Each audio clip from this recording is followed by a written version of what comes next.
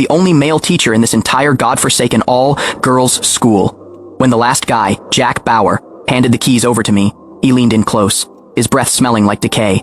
He left me with one sentence that hit harder than a hangover. This place is heaven, kid.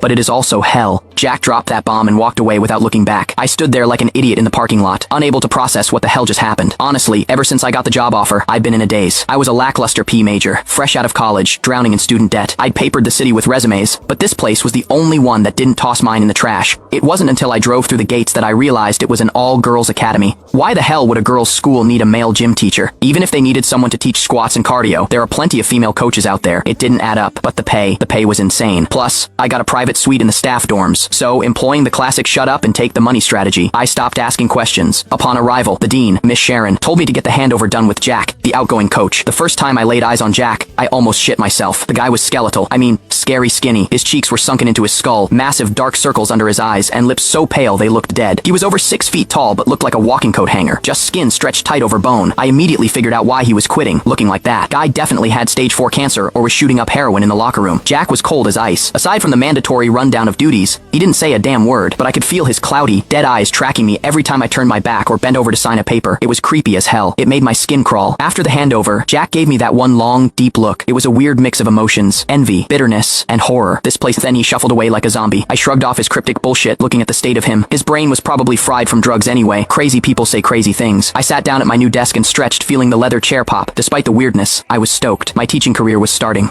I opened the drawer to stash my gear and found an old file folder at the bottom. Jack's personnel file. I flipped it open and froze. Jack was the same age as me, 24. Looking at him just now, I would have bet my left nut he was pushing 40. I kept reading, and my eyes narrowed. Jack's start date was, stapled to the file was his intake photo. The guy in the picture was a stud. Thick eyebrows, bright smile, perfect white teeth. He was wearing a tight white tank top, muscles bulging, tanned skin glistening. He looked like a men's health cover model. If I hadn't seen the file with my own eyes, I never would have believed that the bag of bones I just met was the same man in this photo. My pupils shrank to pinpoints, from hired to fired, in just 30 days. What the hell happened to Jack in 1 month to turn a Greek god into a crackhead skeleton? And what did he mean by that parting shot? Before I could spiral into a panic attack, Miss Sharon, the dean, strutted in. "Let's move, Mr. Hayes. You've got the senior class for PE. The girls are waiting." She grabbed my arm and practically dragged me out. Feeling her hand on my bicep, I felt my face heat up. Miss Sharon was about 30, a total MILF. She was thick in all the right places, and her tight pencil skirt left absolutely nothing to the imagination. Her curves were dangerous. For a guy like me with zero game, her touch was electric. Seeing me blush, she smirked. "Come on, Frank. We're all adults here. Why so stiff?" she teased, her voice dropping a notch. "If I make you blush this hard, you are going to pass out when you see the students." I looked away, embarrassed, but she had a point. In a school full of estrogen, if I couldn't keep my cool, I was screwed. On the way to the field, Miss Sharon gave me the rundown on Virtue Academy.